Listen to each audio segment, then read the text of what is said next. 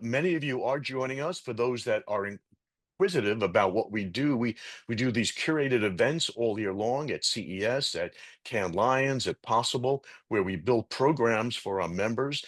In this year already for CES, we'll have private meetings with lead ad executives and media executives at United, at ESPN, the head of buying and media and planning, Rite Aid, Lenovo client, Omnicom Commerce, as we are pushing aggressively into retail media because our members know hardware, software, screens, and we've got so many retail members around the world now, and it's a huge opportunity to advertise where people are doing most of the consumption of product. To give you an idea, in the UK, 78% of purchases are made in store. In the US, we have 85% of purchases made in store, and the retail media business is a $140 billion business. And at the moment, only about 0.5% of that is going in physical stores where the majority of purchases take place. So we are moving aggressively into that space as our members really are doing very well there. And so join us. If you want to join us for CES, contact Noah. You all know Noah Class, noah.class at dpaaglobal.com. And you can find out what that involves. It's basically 2.5 days of intimate meetings with other members from around the world with great brands. And then we do a private tour with our friend Michael Bassick, who used to run Assembly Ad Agency, and he takes us on a guided tour on the floor just targeted to advertising and digital out of home. So please join us. I'll give you another moment if you want to write down Noah's email. You should talk to Noah anyway. He's a great guy. Noah.class, KLAS, at dpaaglobal.com for our next. And then, of course, we do this at Cannes Lions, and then Possible in the spring, we build a curated trip for members. Thank you, Blake. We'll go to the next one. So this is what we do. For those of you that don't know, we are a very close-knit community all year long. We provide leadership and insights, empowerment, just like today, guidance, training, and we've got this wonderful global community that everybody works together and rises all ships. So these are some photos, as Mary Perella talked about earlier, of our big gathering last week. We had a couple of hundred people there. By the way, we also had almost 500 people on our retail media webinar 2 weeks ago, which was really powerful and incredible, with folks from Placer, from Sam's Club, from Omnicom, and then of course Mr. Lipsman, who is the leader in retail media around the world. Please, if you don't know, recognize this. And then the next slide we go to, we talk about how we do all that. And we do that through our summits in Canada and a global one that takes place in New York every year. All of our business accelerator tools and marketing amp tools, industry resources. And we've built this wonderful community where everybody, three things happen. And we do three big things, I like to say. We help grow the industry, number one. Two, we help grow individual companies and accelerate the business. And three, as we're doing today, we help grow personally and professionally our individual members with training and programs like our We Do Women's Empowerment. And as we continue, I think we've got a bit of a quick video to take a look at all year long, and then a QR code at the end if you'd like to get involved.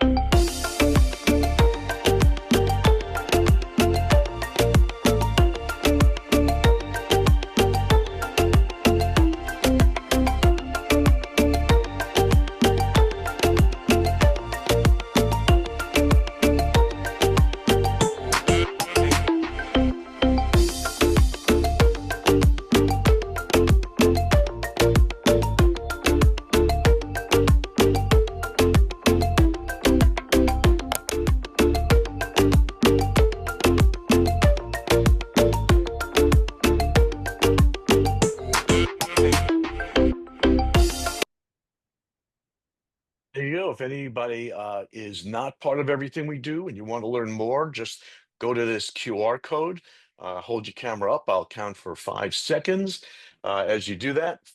By the way, welcome. I see Joni Schmeichel's coming from South Dakota. Good to have you on board. And Ginny, one of my favorites, great smile always and enthusiasm. It's wonderful to have all of that enthusiasm as part of it. Okay, so I think we're going to launch now in our chat with Bianca, and I'm going to hand it over to Ms. Jen Willie. Thank you, Jen. Well, thank you, Barry, and for all that you do and the rest of the team here, Ajay and Blake and Hannah, to help support this effort to advance women in the industry. And I am thrilled to get to learn a bit from Bianca, who is joining us. And so, Bianca, we'll be hearing from you in a moment here, and then we'll have a bit of a fireside chat. And then we're going to be focusing on what we can do to look back to leap forward for 2025. So if you haven't done it already, please click on the links that are in the chat that will allow you to download the activity guide that we created for the session. And then we'd love it if you'd open up the survey link as well. So you don't have to answer it yet, but at least that way it'll be open on your computer or your phone. And with that, Bianca, I turn it over to you. Thank you. Thank you so much. And I feel very honoured and privileged to be here. Very sorry I missed the party last week, Barry. I think you need to do one in London as well. So wonderful to meet everybody. And I'm trusting you can see my screen now. You should be able to see a very pink slide. So let me introduce myself. I sit here as a mother of four, as a businesswoman, as someone who spent a decade as an entrepreneur and also a decade in corporate. And for many years, I've been blending both. So I have the sort of unique experience of having fallen into entrepreneurialism, where I was just chasing ideas and dreams and feeling excited every day and achieving success by accident almost, but cyclically slamming into walls and burning out repeatedly. I fell into corporate, where then I was in a new alien environment, learning how to climb the corporate ladder. And I was a sort of older woman having sold a business with young children, thinking that I knew the ropes, knew how to play the game. But suddenly I was in a world of politics and competing agendas, and again had to learn and kept hitting walls. So I actually started to teach myself how could I maintain success and honor my own well-being and integrity, and started to turn that into books, into programs. And now I work with organizations like the DPAA, but equally with Google, with Amazon, where I host retreats, I host workshops, and I really try and sprinkle the magic that I have learned along the way of how to get into a place of doing work that I absolutely love and not falling over. So my latest book, I really describe as a love letter to ambitious women, because I firmly believe that we all have the right to enjoy the work that we do. And we should be able to soar, not struggle. And yet too many of us are really, really struggling with time, with energy, with, how do we have this myth of having it all and maintain a level of balance. So I want to just go through, I've got 10 minutes here and I've written books and books on this, but I'm going to just bounce through some key tips and tricks and just thoughts on how it is to operate as a woman in the working world today. The burnout crisis it's official. It was classified by the World Health Organization back in 2019 as a global epidemic. So this is serious. It's a dis-ease that's really impacting society negatively. And this was pre-pandemic. Since the pandemic, the stats are worsening and worsening, and we're sliding catastrophically, actually, into a place where certainly in Britain, 1 in 4 of us will be signed off on long-term sick leave. And actually the stats are worse for women than men. So 60% of women today will assume at some point in their career we will burn out. And it's higher than the statistic, which is 41% for men. And that's still terrible. But for women, we are sliding and crashing worse and more frequently and more virulently than men. There's a cost to this as well. There's an economic impact. It's costing around $1 trillion a year. The tragedy within all of this is that in the majority of cases of burnout, they're lifestyle-based and preventable. So a lot of the work that I teach is around how can we take self-agency to ensure that we don't slide down into burnout? Because yes, a lot of organizations to now have a people first agenda, and every market share letter will celebrate the people first responsibility of that organization, but actually we need to take responsibility ourselves. I never want for 1 minute any of us to dull our ambition, because I'm never going to stop reaching for my stars. And what I have learned over the years is how not to harm myself in pursuing my dreams. And it's really important to ground ourselves in the primeval fact that actually we are wired for impact, and it's okay to want to have impact. So think back to the prehistoric days when we were in our tribe. If we weren't evidencing our contribution as being valuable, we'd very quickly be ostracized. So it's okay. Ambition is not a dirty word. And I really invite you to just revel in that ambition and don't be afraid of it. Celebrate it, reach for the stars, go higher, go further, and keep going. But just know that there's a responsibility that you have for yourself to make sure that you don't fall over. So there's a little exercise that you can do in thinking about, well, where is your impact sweet spot? And think of this as a Venn diagram with 4 different circles. And in each of these circles, I invite you to do this exercise just over the holidays. Just really think about what is your sweet spot as you look to 2025. It will tend to be a blend of what it is that you do effortlessly. So what is that stuff that you find really, really easy that actually surprises you when other people don't do it as naturally? That is your gift. That's one of your strengths. Your passions should sit in another one of the circles. What is it that you, on a Saturday morning in bed when there's no agenda, scroll through your phone to research and look at? What is it that really gets you going and is your guilty pleasure in terms of interest? That really matters too. Then, of course, your values. What is it that makes you feel you are behaving with integrity as you show up in your life? Because let me tell you and remind you, you're never going to feel a sense of fulfillment if you're ever living your life in contradiction to what it is that you value. So it's so important to do the values work. I know lots of people talk about it, but really take the time to hone in on honoring your values. Put your values in one of the circles in our Venn diagram. And then think about the needs that you satisfy. So what is it that people ask you for advice on the most? There is such gold in that question. And this is how I have turned this work, this wellbeing work, into a business, because people used to say to me, how can you work full time? How can you run a business on the side? How can you have 4 children and still go out lots and still run every day and still be smiling? How? And so I felt there was gold in there, that treasure, and I've turned it into a business. So think about that. Pay attention to the questions that people are asking you for advice on the most. One graph that's really important for us all to understand, this is called the stress productivity curve. Now, when we are in a state of healthy stress, we feel invigorated, we feel motivated, and we do good work. So think of that little rush you get, the healthy rush that's just before you get on a roller coaster, or you're about to present, or your first kiss. Just think about that little tingle of anticipation that gets you rocking and rolling, feeling in a good peak state. Now, that is where you want to be when you're doing your work that matters. That's a brilliant place. And you know it. You'll feel in flow. You'll be tingling with, I can do this. It feels great. The problem today is that we get to that peak state of performance and then we try and stay there.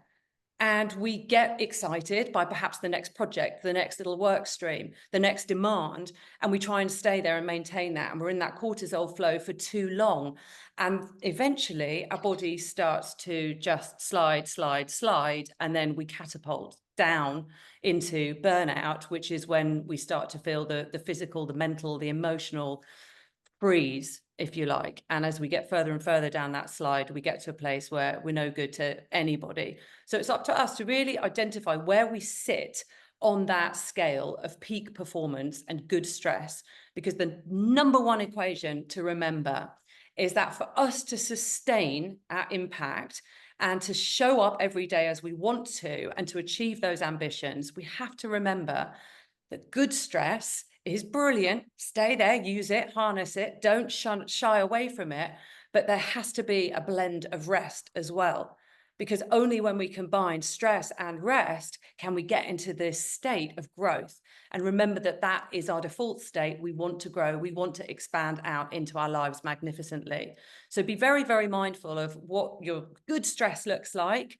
And if it's unhealthy stress, step away from it and make sure you minimize it, shrink it. And I've got all sorts of strategies in my book and blogs, and I can absolutely answer questions around that. But understand healthy stress, how to be there, and then how to rejuvenate and rest. That is how you step into growth. So as we're looking to 2025 and we start to think about actionable goals and what we want our years to look like, and I know, Jen, we're going to talk a lot about, approach and attitude to that. But I thought it would just be useful to share with you my advice with my clients. I operate as a coach, a success strategist, I like to call myself, and how we go about setting goals that we are able to manifest. Because this beautiful quote here, this is a Carl Jung quote, is something where only you actually know where it is that you want to go and should go. And it's up to you to really hone and own your dream, to step into that place of manifesting what it is that you want. So I invite you to own it. And I have some 5 tips of how to set your goals with soul, which means there is a more higher likelihood that you will achieve these dreams as you get into 2025. So the first point is around absolute clarity. So we all use the SMART model, the specific, measurable, actionable, realistic, and timely goals. We use that a lot in our corporate environment. Use it for yourself personally. Hone into exactly what it is that you want to achieve. Get that clarity. It's so important. Secondly, add this emotional dimension. So don't just describe the what of that goal, but really think about how that goal is going to make you feel. So elaborate on the goal with all sorts of beautiful, evocative words that describe how you're going to feel.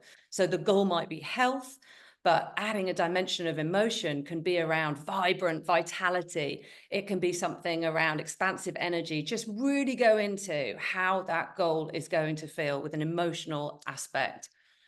Thirdly, know your why. This is so important, and we lose this too often. It's like, I'm going to do a marathon. Why? Really hone in on the why, because it really is that attitude of 80% of success is within psychology. So absolutely connect to the why, and then you will tend to expand that goal into something that grounds into your very, very core. And again, you're more likely to be motivated to take action, to step into it. And then once you've done all that, consciously commit. So there is so much power in decision making. And in fact, my book, I start my entire strategic approach around honoring decision making. Because if we don't respect the decisions that we make, then how can we ever grumble about not achieving the goals and the ambitions that we set for ourselves? So really revere decision making as something holy and honor it with a very, very solid commitment. And then I invite you to live your vision daily. So there's so much science that proves the more we visualize something, our brains can't actually distinguish whether what we imagine is separate from the actual reality. So the more that we visualize us stepping into this fabulous place and really honor that on a daily basis, the more we're rewiring our brains, and the neural reprogramming all starts to assume that that is already done. You're in your ambition. So there are 5 key ways that I really invite you to think about planning as you set your goals for next year. And as a little plug, I have written a book. My book, Big Impact Without Burnout, is out in March next spring, and I'm starting my international book tour in spring. In fact, let's call this now. I'm starting the book tour. Here we are, celebrating what's coming.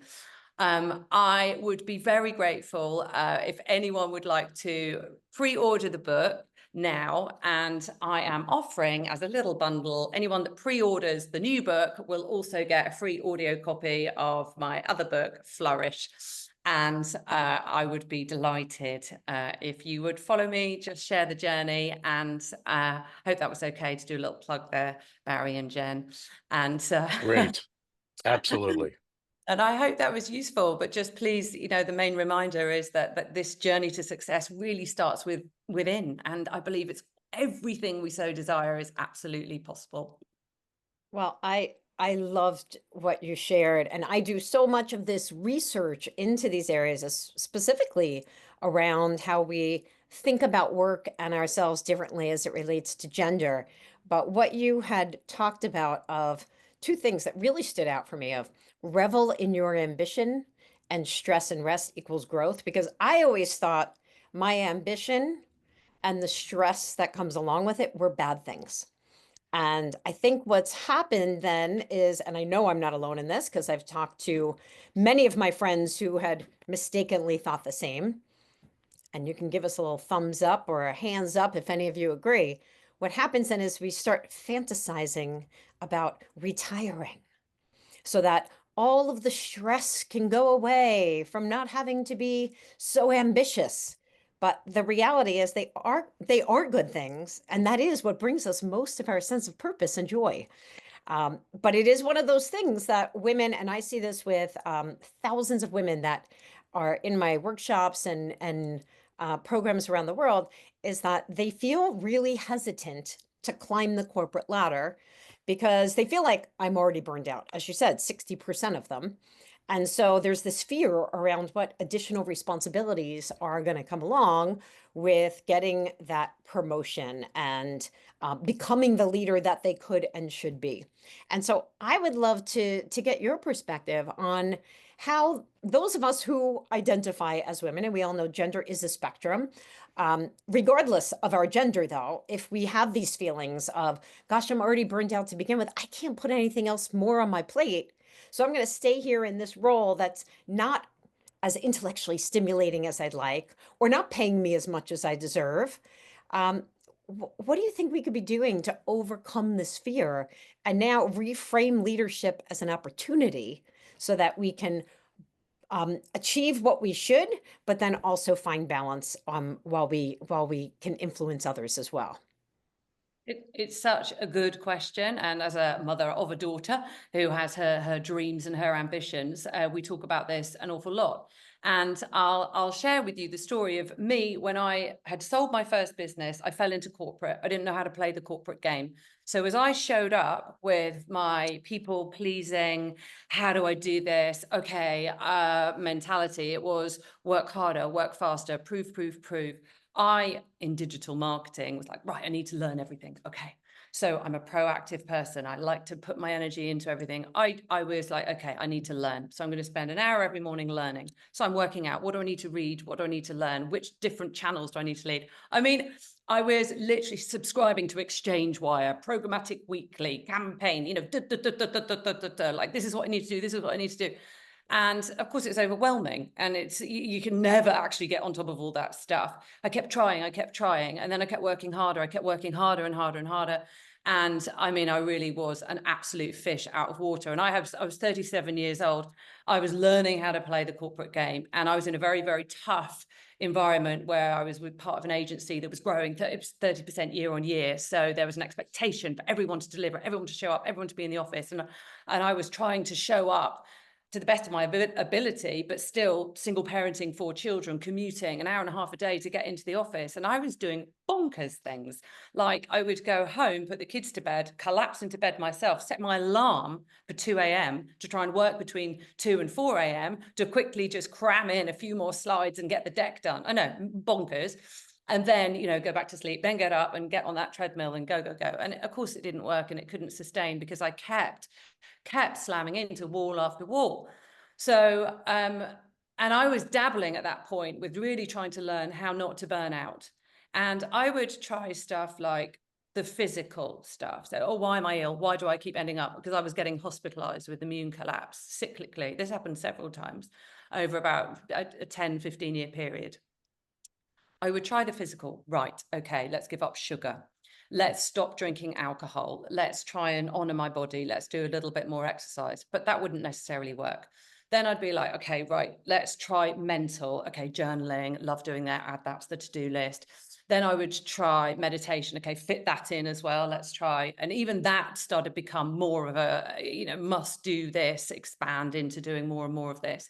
But it was only when I actually realized that the blend of physical, mental, and emotional were actually impacting how I was showing up healthily or unhealthily, and started addressing all the niggles that were emotionally wrong, that I started to really tick the realm of balance. So I started to look at the environments that I was operating within. So that one I just described, so there was an expectation to show up full throttle. That was a very challenging environment, and actually it wasn't soft enough for the way I like to work. I have a value of kind leadership, and it wasn't that environment that chimed with me. So my values were being compromised. So it was creating extra stress, and I didn't know really how to manage it. So I had to take a pivotal decision to change that culture. That nothing wrong with it. It was right for a lot of people there. It wasn't right for me. So I had to just step out of it and make change. So as I started to realize that I had to do the mental, physical, and the emotional, I started to find work environments that worked for me. And I still wanted to soar in these different environments. But the biggest way I have achieved that is by really understanding what my highest contribution is, what my skills and my strengths are, and no longer trying to learn everything, be everything, do everything, and please everyone. I've just realized, okay, this is what I know. This is my highest contribution. This is how I'm going to show up in such a way where I am additive and useful and valuable. And I started to get a bit of grounded confidence in that. So walking into meetings and not feeling afraid that I wouldn't know the answer or the latest programmatic tech, whatever, not being an expert suddenly became okay because I was in the room with this particular contribution, and I started to really own that and take pride in that. So my advice to the clients that I work with, or my daughter, is just never waste time on trying to improve your average. Leave the average there. Just focus on those shiny, natural strengths and do them more and more and more. Hone them, perfect them, magnify them, and tell everyone about them and show them. That is your magnificence. Because the more you do that, actually, bizarrely, the easier work becomes, and it all becomes a lot more fun. And it's bizarre, actually, that when you do that, you get time back and you end up feeling happier and more balanced. I love that. Know your highest contribution. And to your point, then you can move into that role where you're able to bring that value to the table and not waste precious time doing those things that aren't as important. So we're all going to start to think about this for ourselves. So I am going to share my screen here now. Everybody give me a thumbs up if you can see this. And also just thank you, Barry, Blake. If you were not able to download this, which we're going to walk through together, please make sure that you can do it this way. So you can get it on your phone. You can hover over the QR code with your camera app and then even take a screenshot of it. So when you have a few minutes and you're waiting in line to buy a gift this holiday season, you can ask yourself some of these questions and take that time to find your highest contribution. We also have the survey link here in case you couldn't get it from the chat for any reason. And but we'll put that in the chat again. But let's think about how we can look back to leap forward together. And we're going to start with confidence. For those of you who have been a part of many of these sessions in the past, we talk about what are those fearless fundamentals that we need to achieve our potential. And confidence is absolutely at the core of it. And Bianca relates so much to what you're talking about, is confidence in your strengths and in your superpowers. It's that ability to walk into that room and say, yeah, I can do this, and be okay if you don't have all the answers.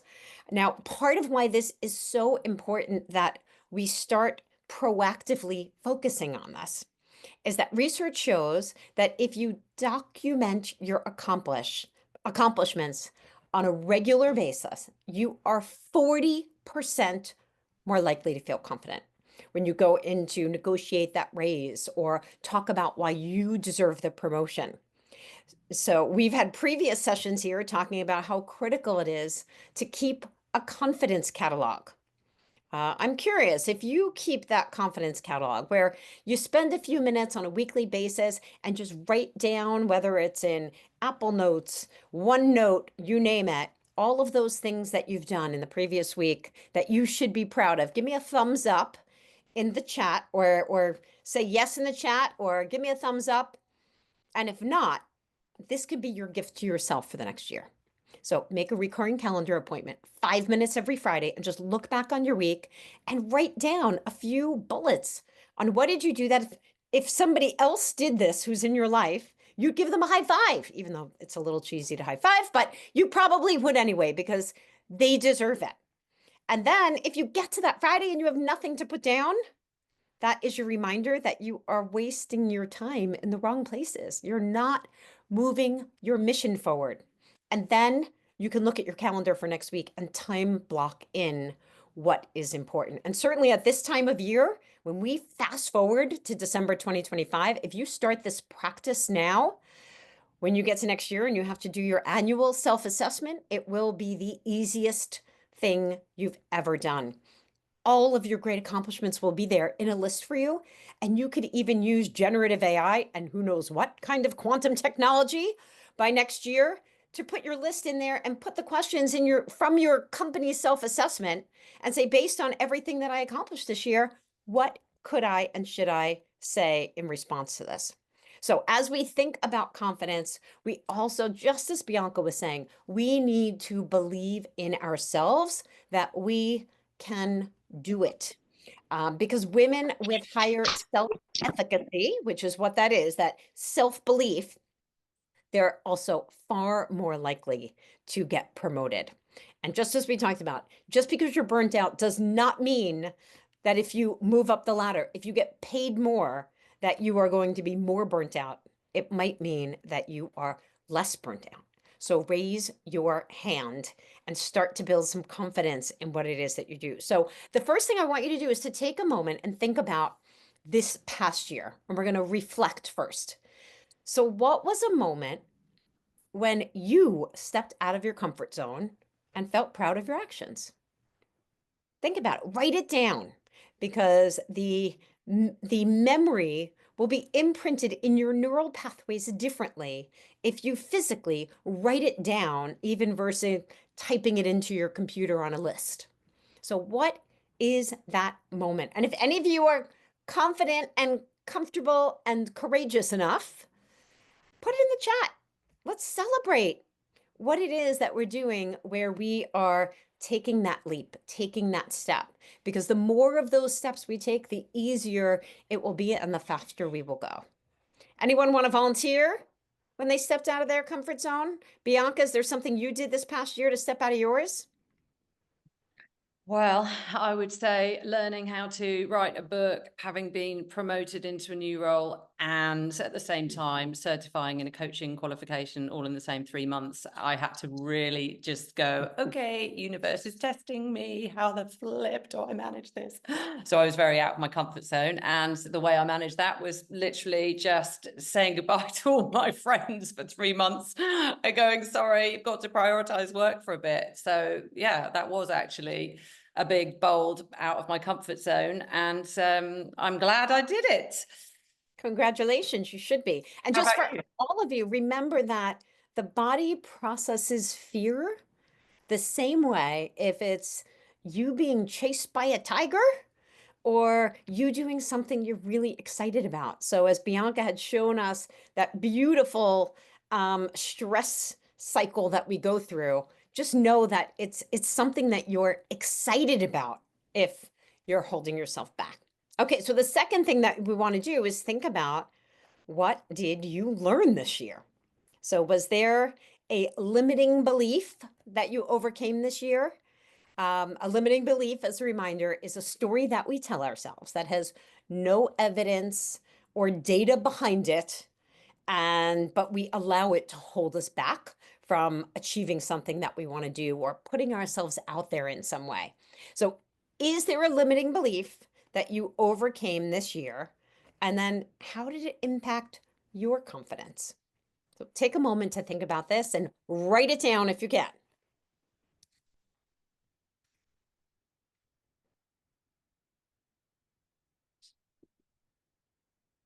And we'd certainly love to see in the chat if there are any contributions there in terms of those limiting beliefs that have held you back. I will tell you, for myself, one of those limiting beliefs is that I don't know enough to write a book.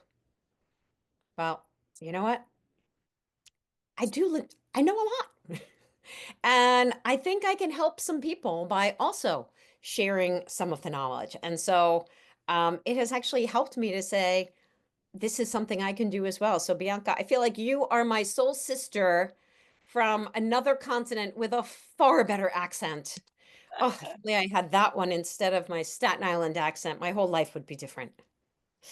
Um, and then finally, I want us to think about the year forward. So what is your vision for the future? What skill or area of knowledge do you want to master next year so that you can boost your confidence further?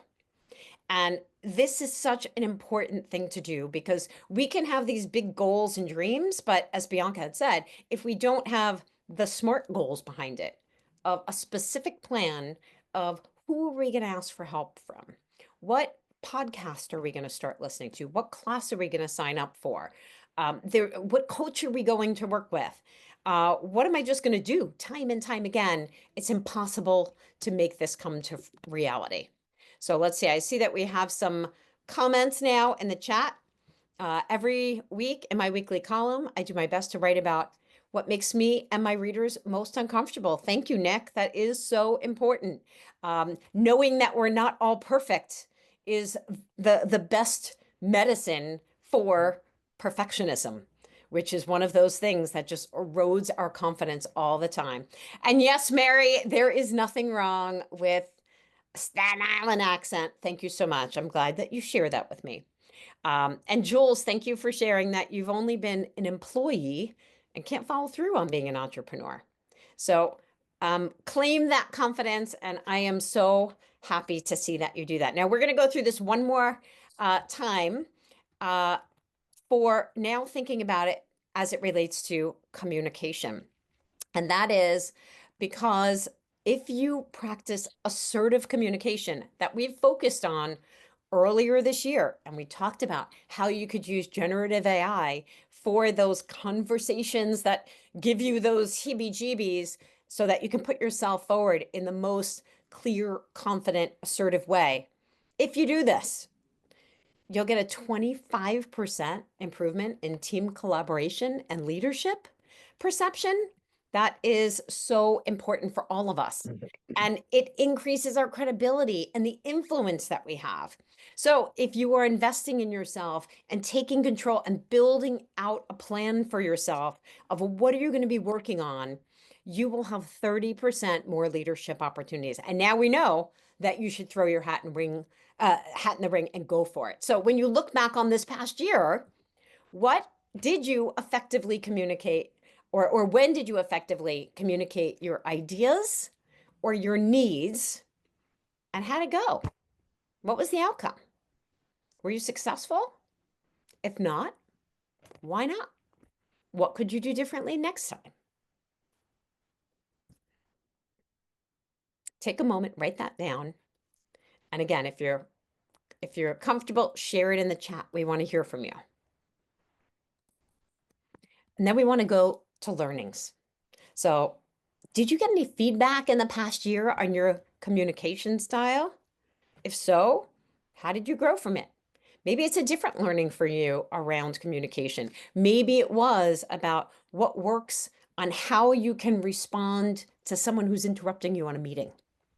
Or perhaps it's being more assertive and being clear, direct, and decisive and getting more comfortable with sharing your opinion, especially when you're in meetings with leaders, and then backing that up with research as necessary. Or maybe your learning was that it is okay to say, you know what, that's a good question that I haven't gotten before.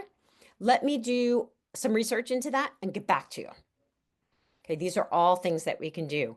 So again, write this down for yourself. And this is the way and the method that you can use this worksheet.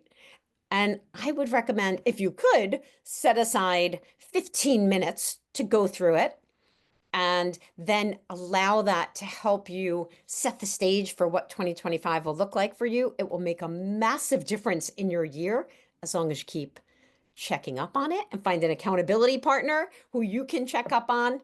But this is how you want to take this time and think through each of these pieces.